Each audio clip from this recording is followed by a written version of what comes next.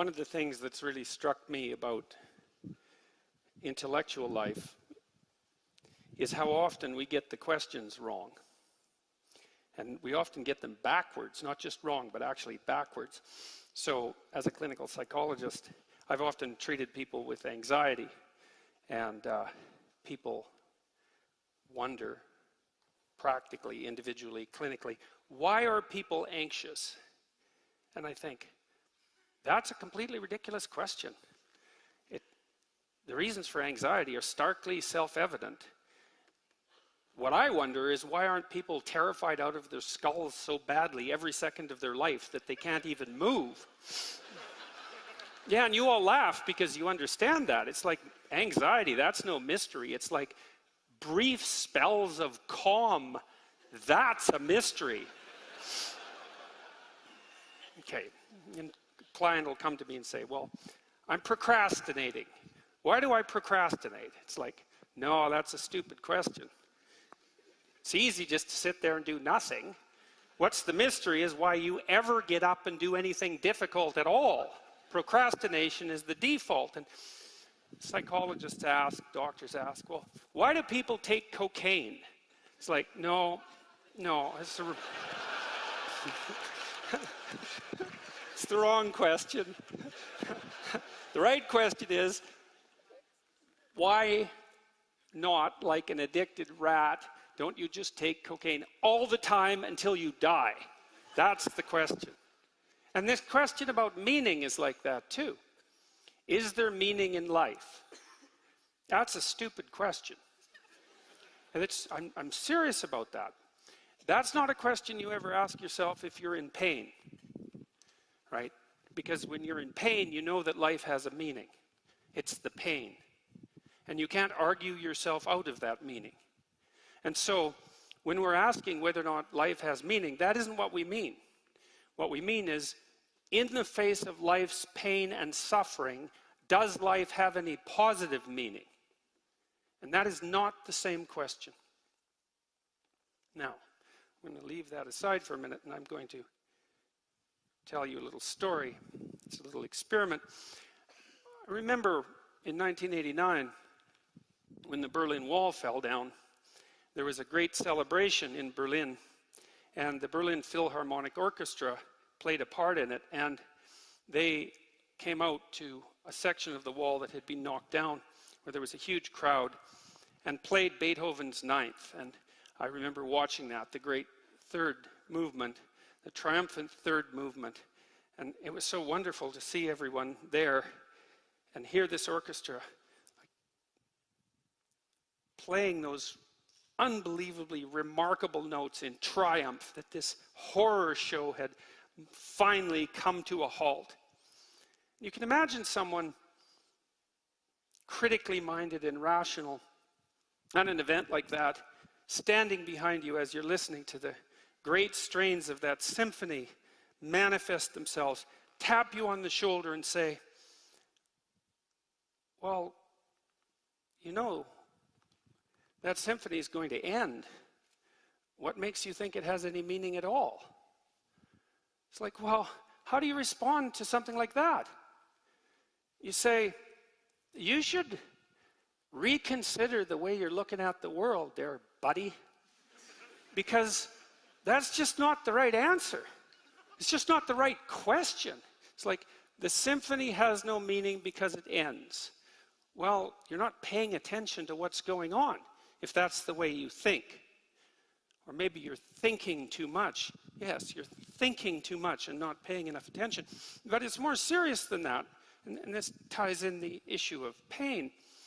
Say, what does it all matter if in 10 billion years the earth is going to fall into, or the sun is going to expand and consume the earth? What difference does it make? And I would say, well, is that kind of answer you're going to give to a child that's in pain? That's your answer?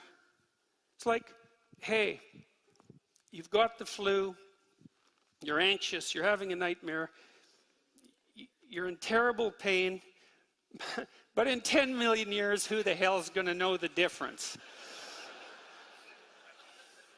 Yeah, right, no kidding. Eh? It's like, you don't, If the question is, if that response is absurd in that situation, then it's an absurd response. The mere fact that you can come up with a time frame across which your current activity is meaningless only means that you're capable of playing with meanings across time frames. It doesn't mean anything at all about meaning, as far as I can tell. Is it absolutely obligatory that everything that's meaningful has to be significant in some unimaginable distant future? Why is that the hallmark? Why wouldn't you just say, well, here's an idea. Why don't you stop conceptualizing your life across time frames that takes all the positive meaning out of them? How would that be for a suggestion?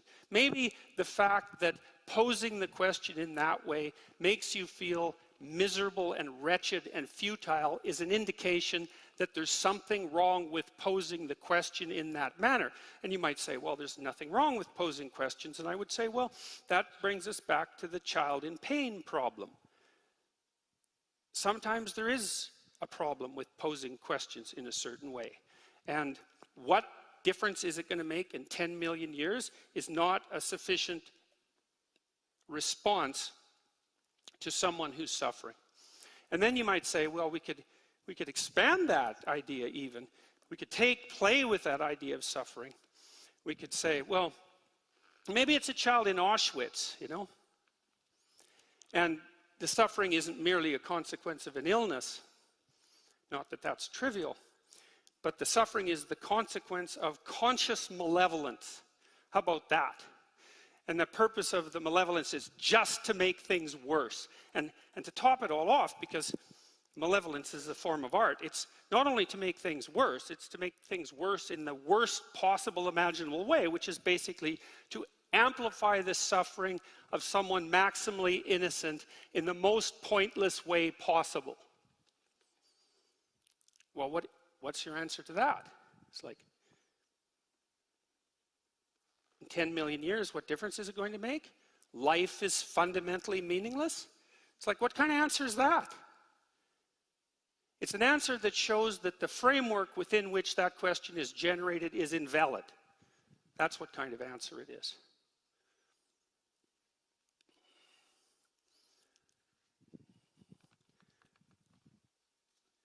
I realized a while back that I had gone through a process when I was in my 20s that was akin to something Descartes did. I'm not trying to compare myself to Descartes. But he was trying to look for something that he couldn't doubt. And the consequence of his search was, I think, therefore I am.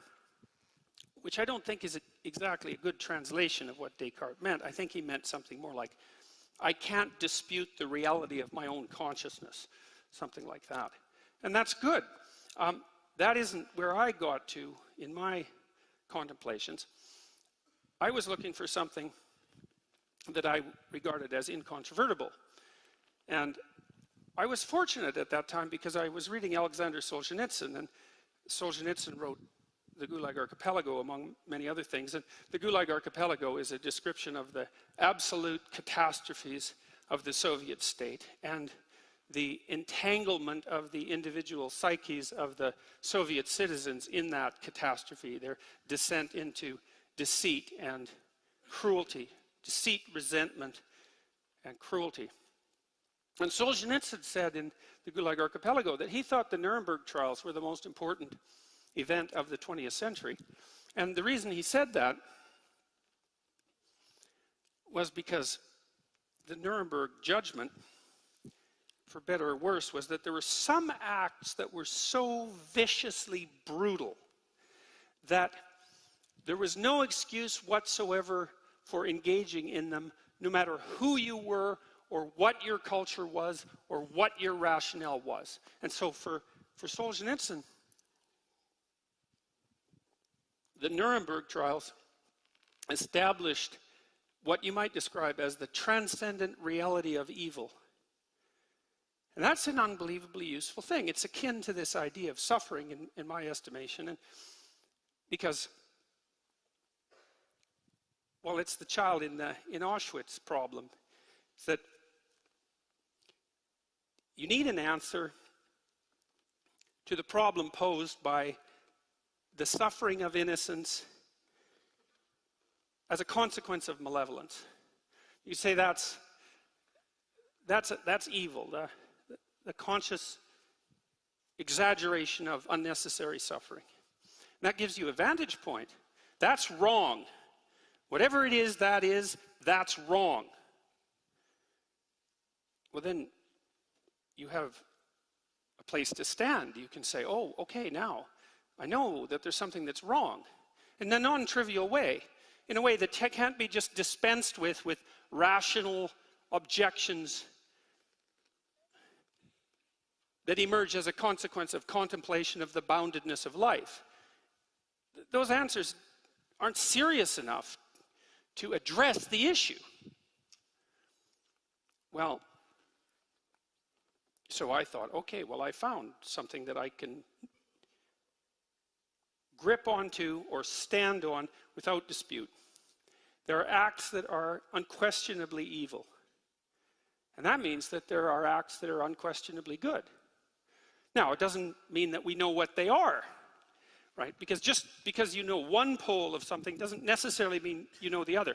I could say that whatever leads us as far away as we can possibly get from Auschwitz, that's good.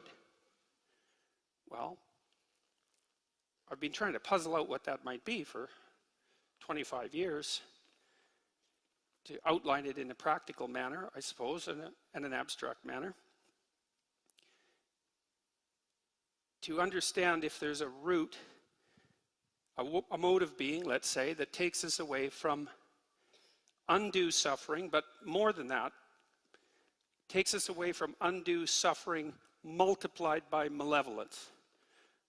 It's a fundamental existential problem of life. We all suffer. That's the meaning of life. We all suffer. The suffering is exacerbated by the malevolence in our hearts and the malevolence in the hearts of all of us. And the paramount issue that faces us is what to do about that. And the answer is, I think, live a life that manifests itself as meaningful. Because it seems to me that the meaning isn't a rational phenomenon. It's not something that you create. This is where Nietzsche, I think, got it wrong. He believed that as a consequence of the death of God, we would have to create our own values. We would have to become gods ourselves, so to speak. But I don't think that Nietzsche was right, because I don't think that we can create our own values. I think that we have to discover them. And I think that what we discover are eternal values. And I think that the eternal values that are discoverable are precisely the values that lead us away from the pathway to perdition that was characterized by places such as Auschwitz. And I also think that we all know this. Now, it's not that we can't question it, because we can question it. But the questioning is, in some sense, beside the point, like the person objecting to the grandeur of Beethoven's Ninth by pointing out that it's going to end. The questioning is beside the point. It's missing the point. I've studied a variety of great psychologists, Jean Piaget and Carl Jung and Freud and Carl Rogers, many of the great 20th century clinicians. And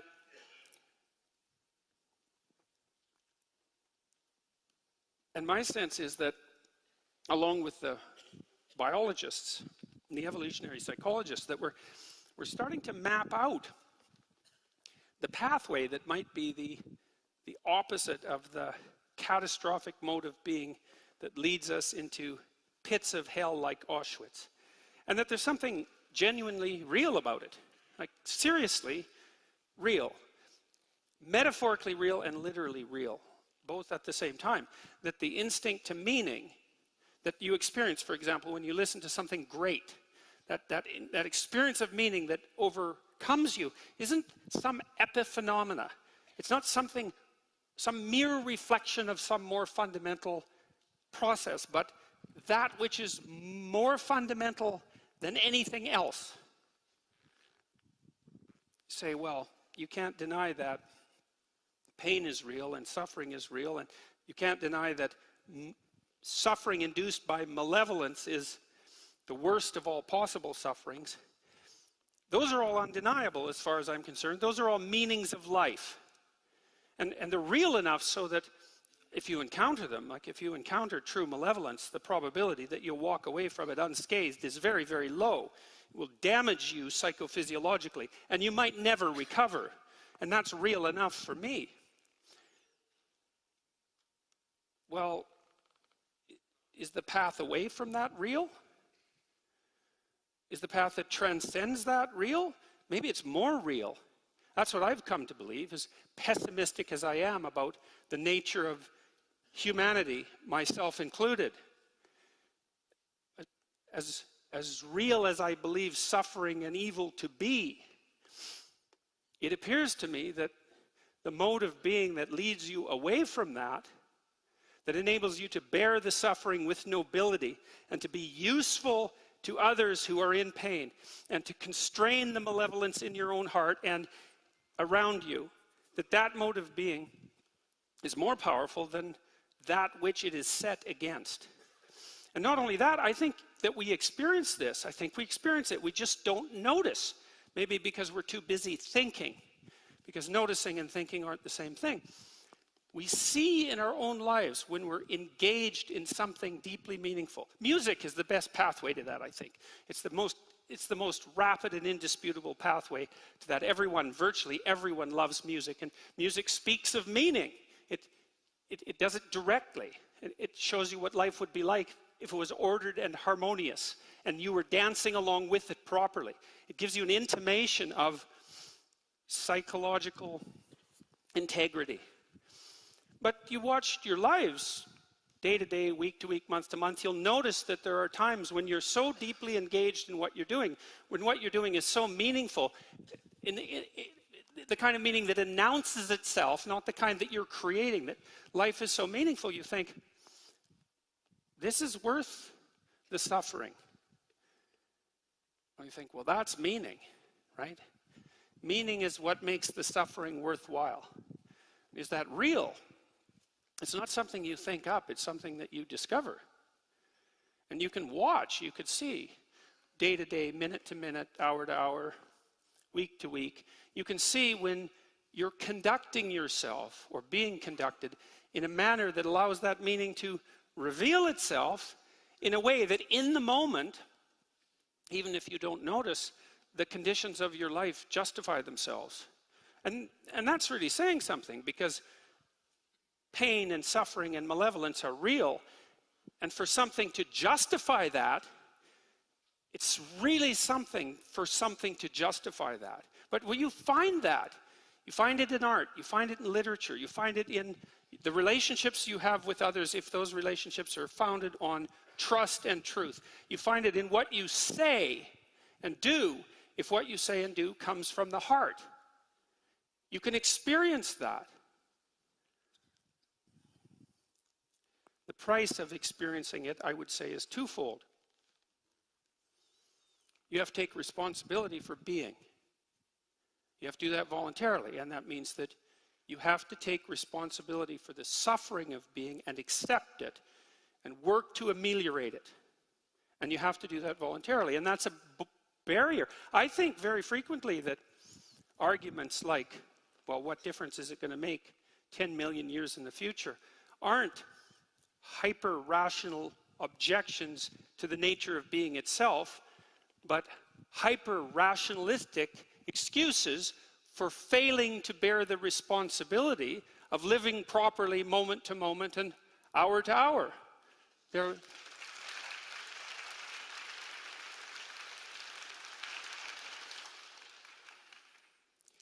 Say you have a child who's sick, maybe one who's been hurt.